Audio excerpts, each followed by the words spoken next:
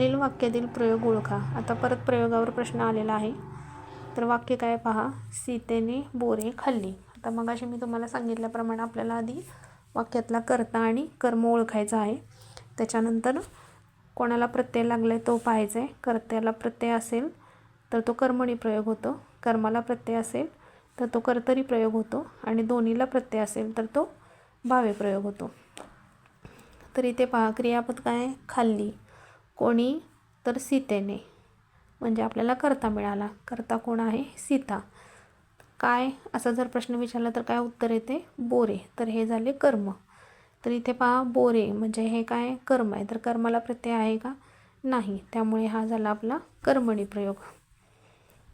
कारण इथे सीता, तर सीताला ने हा प्रत्यय लागलेला आहे, त्यामुळे हा कर्तरी प्रयोग होत नाही.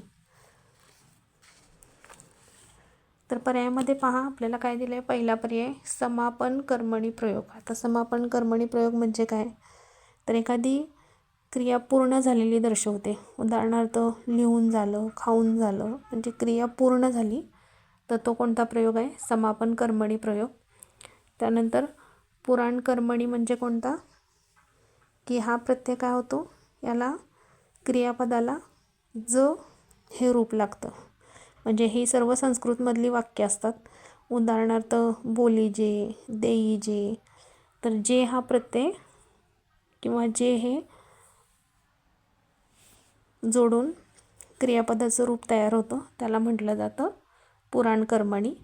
आणि नवीन कर्मणी मी तुम्हाला मगाशी सांगितलं, कडून हा जर प्रत्यय लागला कर्त्याला तर तो होतो नवीन कर्मणी.